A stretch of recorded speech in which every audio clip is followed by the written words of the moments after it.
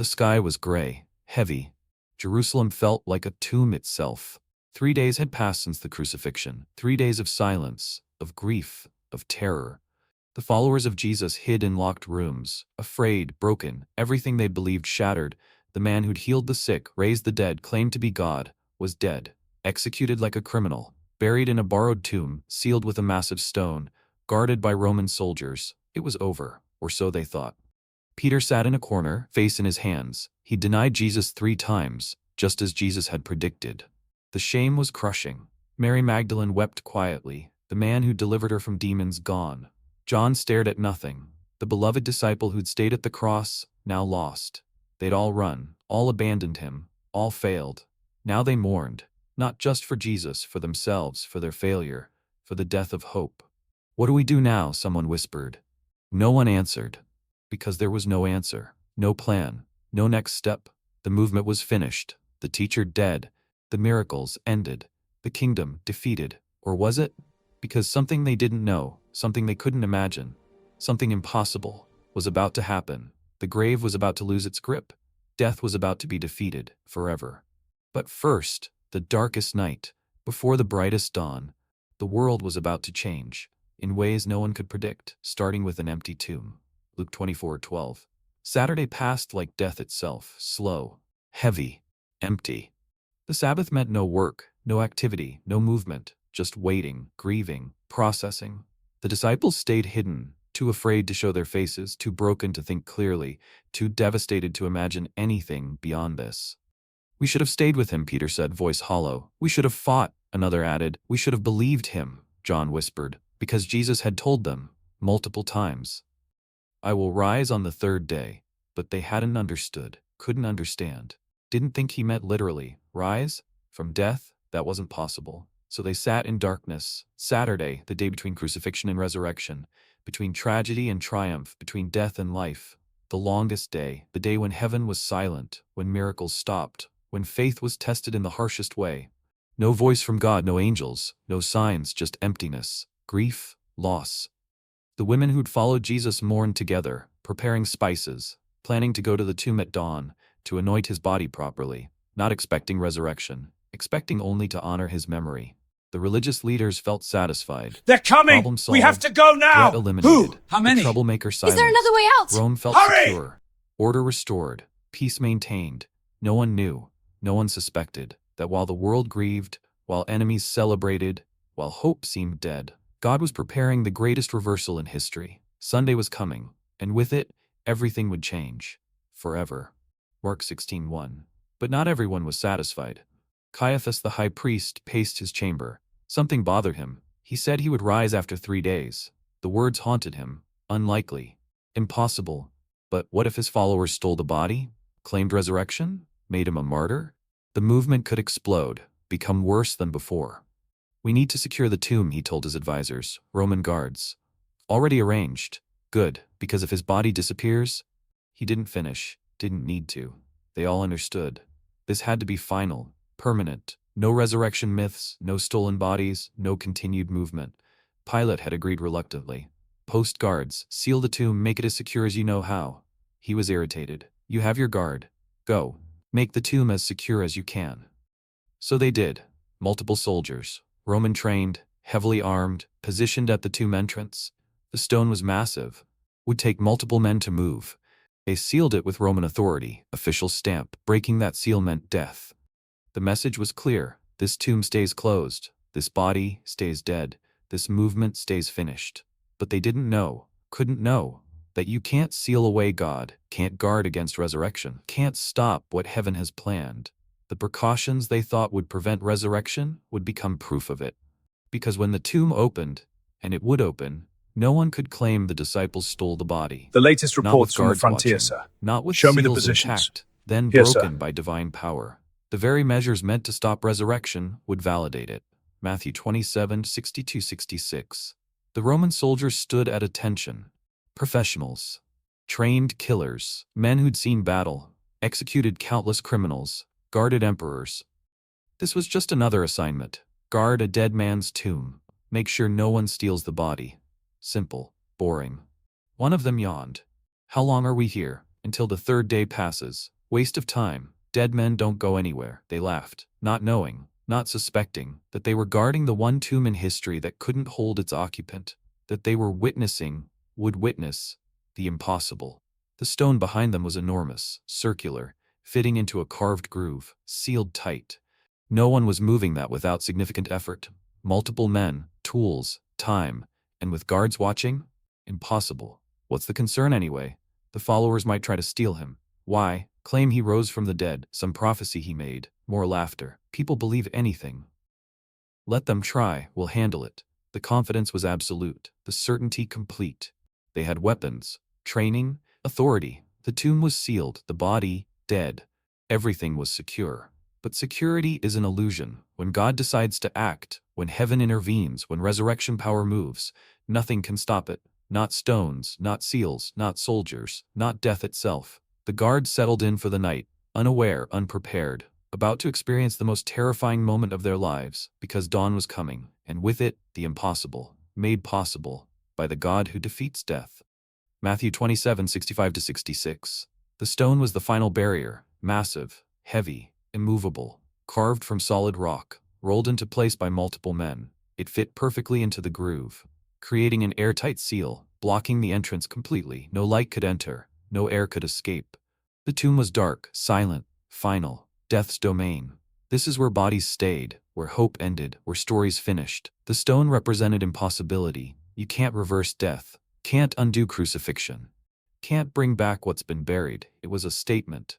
This is permanent, over, done. The religious leaders looked at it with satisfaction. It's finished. The soldiers guarded it with confidence. Nothing gets past us. The disciples mourned behind it with despair. He's really gone. But stones, no matter how large, are not eternal. Seals, no matter how official, are not unbreakable. Death, no matter how final it seems, is not the end. Not when God is involved. Because the same power that spoke creation into existence, those parted seas, those fed thousands, that healed the sick, that raised the dead before, was about to demonstrate one final time that nothing is impossible. The stone was massive, but the power about to move it, greater. The seal was official, but the authority about to break it, higher. The tomb seemed permanent, but the occupant, already alive. The stone didn't keep Jesus in. It kept witnesses out until the appointed time, when heaven would roll it away, not to release him, to reveal he was already gone. Death had already been defeated. The stone just evidence of the empty tomb. Matthew 27:60. The disciples huddled together in an upper room, doors locked, windows covered, voices whispered. Every sound outside made them jump. Was it soldiers, religious leaders, a mob? They killed him. They'll kill us too. The fear was rational, justified. They'd been marked, identified, known as his followers. And the authorities had already proven what they did to threats. Peter especially was terrified, not just of arrest, of himself. I denied him, he kept saying, 3 times, just like he said. The guilt was eating him alive. The others were gentler with themselves, but not by much. We all ran. We all left him. We all failed. Mary Magdalene sat apart, silent, planning. At dawn she'd go to the tomb, bring spices, anoint his body properly. It was all she could do. All that was left, honor the dead. When you can't help the living. The room felt like a tomb itself, buried alive in fear, in shame, in grief. They'd followed him for 3 years, seen miracles, heard teachings, believed he was the Messiah. And now, nothing, just memories, and the crushing weight of loss. They didn't know, couldn't imagine, that while they sat in darkness, mourning, despairing, giving up, Jesus was about to prove everything he'd said, everything he'd promised, everything they'd hoped was true. The third day was coming, and with it, everything changes. But first, the darkest hour, before the dawn. Mary Magdalene left before sunrise. While it was still dark, she couldn't wait, couldn't sleep, couldn't stay in that room one more moment. She needed to see the tomb, to be near him, even if he was dead.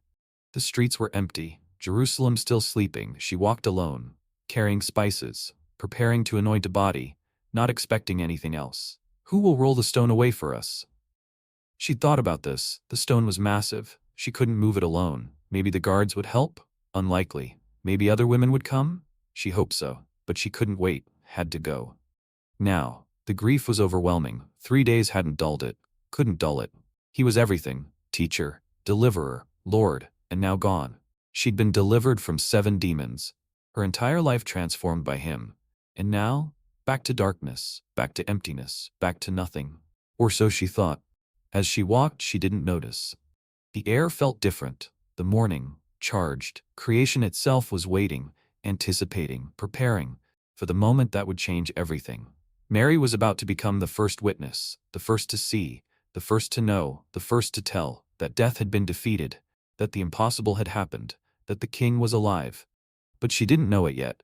Just walk through darkness, toward the tomb, where light was waiting, where hope was alive, where everything was about to change forever.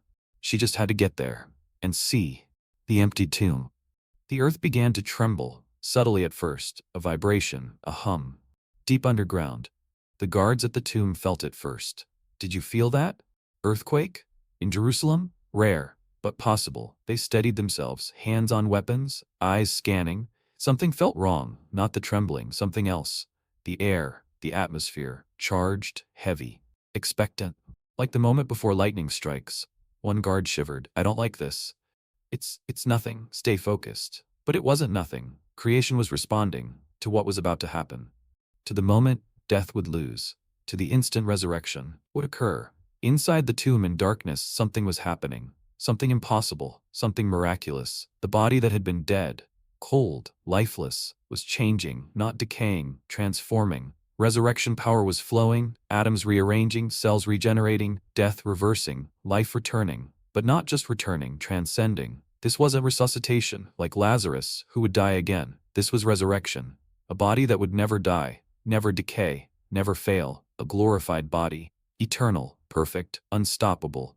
And as this happened, as death lost its grip, as life conquered the grave, the earth knew, responded, trembled, because something fundamental was shifting in the spiritual realm, in the cosmic order, in the battle between life and death. The balance was about to tip, forever. The guards didn't understand, couldn't understand, just felt the trembling, the charge in the air, the approach of something, beyond them, beyond this world, beyond death.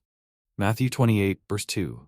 Dawn broke over Jerusalem, slow, gentle, light creeping across the sky, touching the tops of buildings, illuminating the temple, spreading across the city. The third day, Jesus had said it, I will rise on the third day. The disciples had forgotten, or didn't believe, or couldn't comprehend. But God hadn't forgotten. The day was appointed, the time set, the resurrection scheduled. Not random, not uncertain, not dependent on human action. Ordained. From before creation, this was the day, the moment, the hour, when death would be defeated, when the grave would lose, when hope would explode, when everything would change. Mary was getting closer to the tomb, still in shadow, still walking through darkness, toward light, toward truth, toward the miracle. She didn't know yet, couldn't see yet, but she was about to. The sun continued rising, unstoppable, inevitable, beautiful, just like resurrection. The light was coming. Not just physical light, spiritual light, the light of life, conquering the darkness of death. The guards at the tomb shifted nervously. The trembling was increasing, not stopping, growing stronger. Something's wrong. Should we report this? Report what? An earthquake? But they knew. Deep down, this wasn't just an earthquake. This was something else, something they didn't have words for, something that made their training irrelevant, their weapons useless, their confidence shattered. Because what was coming couldn't be fought, couldn't be stopped, couldn't be controlled. The morning of the third day, when prophecy became reality, when promise became fulfillment, when death became defeated forever. Mark 16:2. Then it happened. The earthquake exploded. Not subtle anymore. Violent, powerful. The ground shook like something massive was breaking free. The guards stumbled, fell, tried to stand, couldn't. The tomb itself was shaking, vibrating, responding to something inside, or something coming from outside this realm. The soldiers looked at each other, terror in their eyes. This wasn't natural, wasn't normal, wasn't explainable. Then, light, blinding, pure, overwhelming, not from the sun, from somewhere else, somewhere beyond. Heaven itself was opening and someone was descending. The guards covered their faces, fell flat, trembling, not from the earthquake, from the presence, from the power, from the glory. This was beyond them, beyond humanity, beyond earth.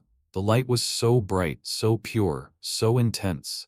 They couldn't look, couldn't stand, couldn't move, Creation itself was responding to the moment, to the presence, to the power. Birds stopped singing, wind stopped blowing, everything held its breath, because the impossible was happening. The greatest miracle in history, the most significant moment in time, the defeat of death, the victory of life, the triumph of love. Over hate, over darkness, over the grave. The earthquake wasn't destroying, it was celebrating, announcing, declaring that death had lost, that Jesus had won, that the tomb couldn't hold him, that the grave had been defeated forever. Out of the light, a figure appeared, an angel, not cute, not sweet, not the Christmas card version. Powerful, terrifying, glorious. His appearance was like lightning, his clothes white as snow. Authority radiated from him, power emanated, glory surrounded. He wasn't asking permission, wasn't requesting entry, was announcing victory, declaring truth, rolling away evidence. He moved toward the stone, the massive, sealed, impossible to move stone. The guards watched, frozen, terrified, unable to move, unable to speak, unable to process. The angel reached the stone, touched it, barely, and rolled it away, effortlessly, like moving a pebble, like it weighed nothing.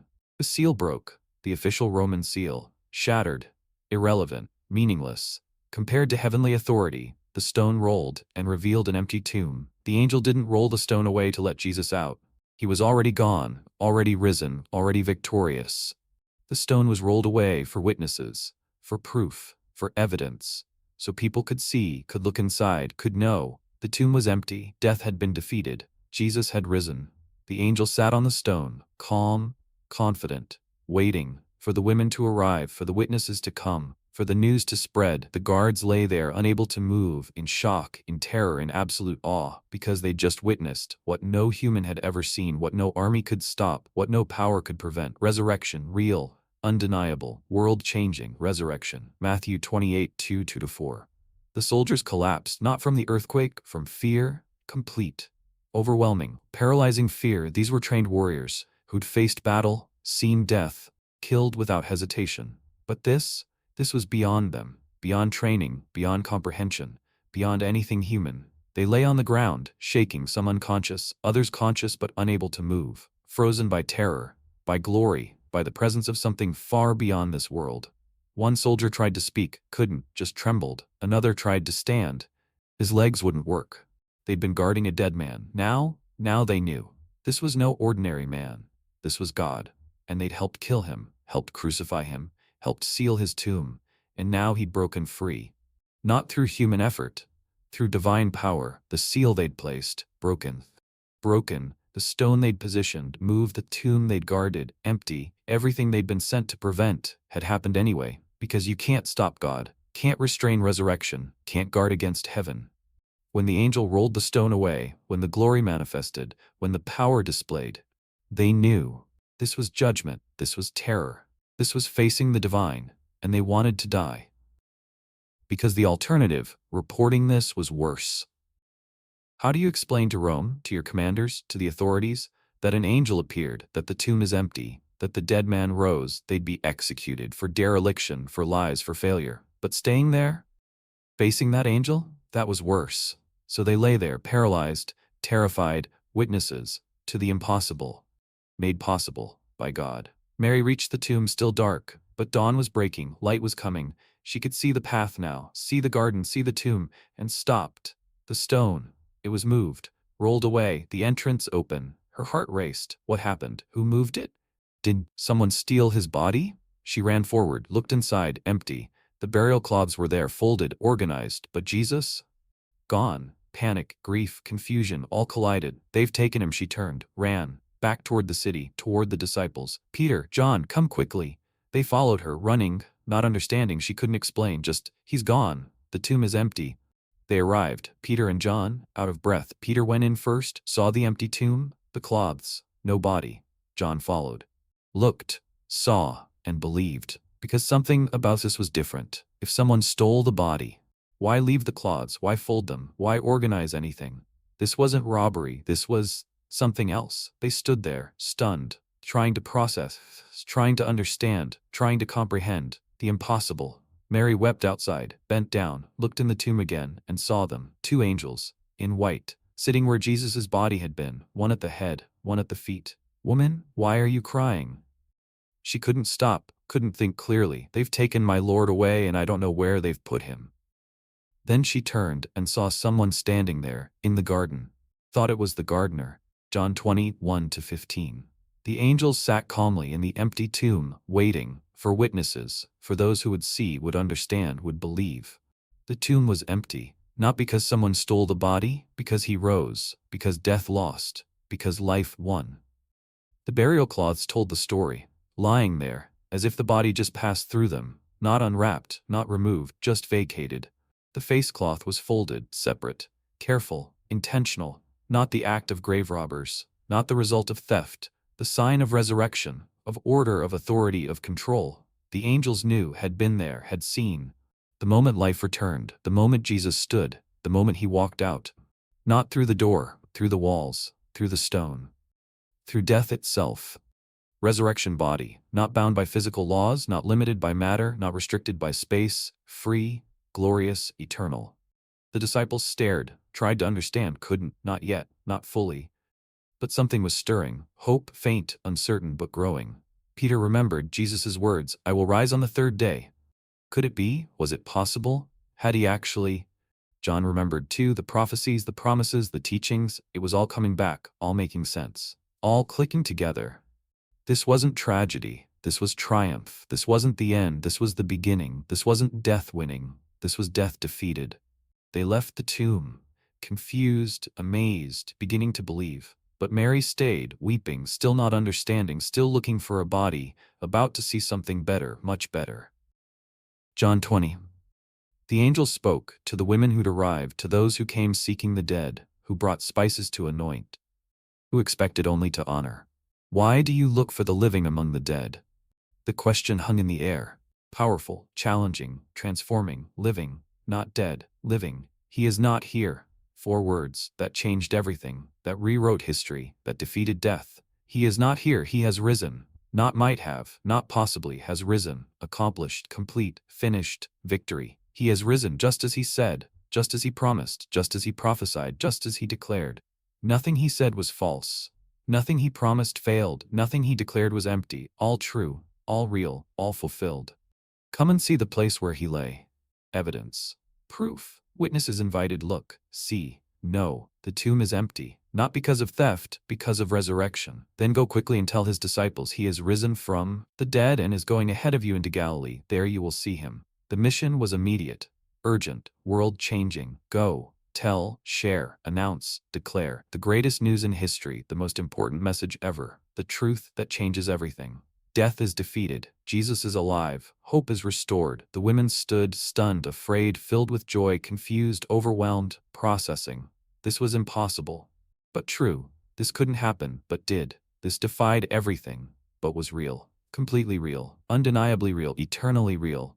The announcement that echoes still through centuries, through nations, through time. He is not here, he has risen. Matthew 28:5-7, Luke 24:5-6. The angel's words burned into their hearts. Go tell.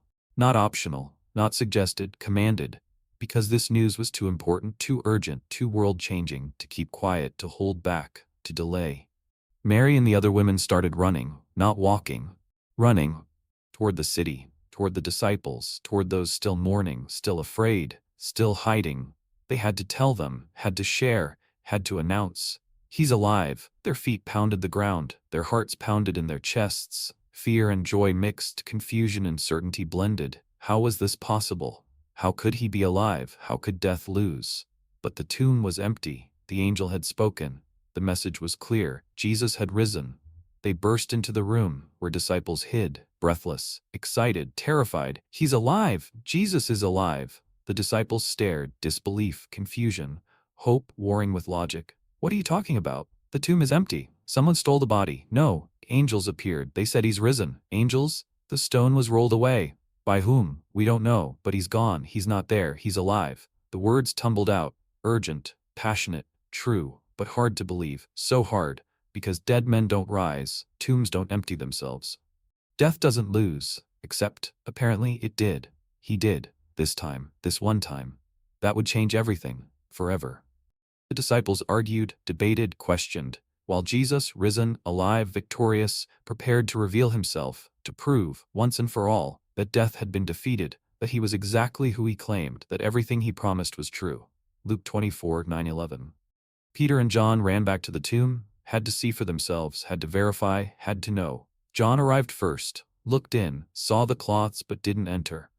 Peter arrived, didn't hesitate, went straight in, saw everything. The empty tomb, the folded cloths, the organized scene. This wasn't theft, this wasn't vandalism, this was something else, something impossible, something miraculous. John entered, looked, and he saw and believed, not fully understanding, not grasping all implications, but believing. Something had happened, something extraordinary, something divine. They left, went back, told the others, more confusion, more debate, more uncertainty, but growing hope, strengthening faith, dawning realization. Meanwhile, Mary stayed, alone, at the tomb, weeping. She bent down, looked inside again, saw the angels. They asked her, "Woman, why are you crying? They have taken my Lord away, and I don't know where they've put him." She turned around, saw someone, thought gardener, asked him, "Sir, if you have carried him away, tell me where you have put him, and I will get him." The figure spoke, one word, her name, Mary. Her entire world stopped. She knew that voice, knew that tone, knew him. She turned, fully, looked, really looked, and saw Jesus, alive, standing, real. "Rabboni, teacher, Lord, Master, alive." She reached for him, he smiled. "Do not hold on to me, for I have not yet ascended to the Father. Go, instead, to my brothers, and tell them, I am ascending to my Father, and your Father, to my God and your God." The first witness. The first to see, the first to know. Jesus was alive, death was defeated, forever. John 20:11-18. That evening, Jesus appeared to the disciples, gathered, hiding, doors locked, afraid, still processing, still doubting, still uncertain. Then he was there, in the room, not through the door, just there, terrified, a ghost. "Peace be with you," he said, calm, real, present. He showed them his hands, the nail marks, his side, the spear wound, proof, evidence. This was him, really him, not a spirit, not a vision, risen, alive, physical, but glorified. Their fear turned to joy, overwhelming, complete, total joy. "He's alive. It's really him. You came back." They couldn't stop touching him, verifying, confirming. This wasn't imagination, wasn't hallucination, wasn't desperate hope. This was reality. Jesus, alive, talking, eating, present. Thomas wasn't there. When he returned, they told him, "We have seen the Lord." He shook his head. "Unless I see the nail marks in his hands and put my finger where the nails were and put my hand into his side, I will not believe." Doubt, understandable, but challenged. A week later, Jesus appeared again, looked at Thomas. "Put your finger here, see my hands. Reach out your hand and put it into my side. Stop doubting and believe." Thomas fell to his knees. "My Lord and my God." Confession, belief, worship. Jesus smiled. "Because you have seen me, you have believed. Blessed are those who have not seen and yet have believed." The resurrection wasn't rumor, wasn't myth, wasn't wishful thinking, was fact, proven, verified, witnessed, by multiple people, multiple times, undeniable. Jesus had risen. Death had been defeated, forever. John 20:19-29. My brothers and sisters, the time has come. Rise with me! Doubt turned to faith. Togetherness, Despair prevail! turned to hope, because Jesus was alive. The resurrection changed everything, not just validated his teachings, proved his deity, not just fulfilled prophecy, demonstrated power, not just conquered death, offered life to everyone, forever. Jesus spent 40 days with them, teaching, explaining, preparing. This is what is written: the Messiah will suffer and rise from the dead on the third day, and repentance for the forgiveness of sins will be preached in his name to all nations, beginning at Jerusalem. The mission was clear. Global, urgent. Go into all the world and preach the gospel to all creation. Not just Jerusalem, not just Israel, all nations, all people, all creation. Because the resurrection wasn't just for them, for everyone, every person, every culture, every generation. You will receive power when the Holy Spirit comes on you, and you will be my witnesses in Jerusalem and in all Judea and Samaria and to the ends of the earth. They would be empowered, not alone, not relying on themselves, but filled with the Spirit, with power, with boldness. The movement that seemed finished was just beginning. The kingdom that seemed defeated was unstoppable. The message that seemed silenced would echo through centuries. Because death had lost, Jesus had won. And nothing, absolutely nothing, could stop the spread of this truth. The disciples went out, started preaching, bold, unafraid, proclaiming, Jesus is alive, death is defeated, salvation is available. And the world was never the same. Luke 24:44-49, Acts 1. The empty tomb stands as the greatest symbol in history, not just of hope, of victory, not just of faith, of fact, not just of belief, of reality. Death was defeated on that third day in that garden tomb. Through that resurrection, everything changed. Not just for the disciples, for humanity. Not just for that generation, for all time. Not just for believers, for creation itself. Because when Jesus rose, he didn't just come back to life. He conquered death entirely, broke its power, removed its sting, defeated its hold. Where, O death, is your victory? Where, O death, is your sting? Gone, finished, defeated, forever. The resurrection proves Jesus is who he claimed, God in flesh, Savior, Lord. Death can't hold him, grave can't contain him. Nothing can stop him, and because he rose, we can rise. Because he lives, we can live. Because he conquered, we can conquer. The empty tomb isn't just history, it's hope. Not just past, it's promise. Not just memory, it's mission. To tell the world, to share the truth, to declare boldly, Jesus is alive, death is defeated, hope is real, life is available, salvation is offered, forever. This isn't fairy tale, isn't myth, isn't wishful thinking. This is history, documented, verified, witnessed. Changed the world, changed everything, and still does. Today, now, for you. Because the tomb is still empty, Jesus is still alive, death is still defeated, and that changes everything forever. 1 Corinthians 15:55 to Romans 6:9.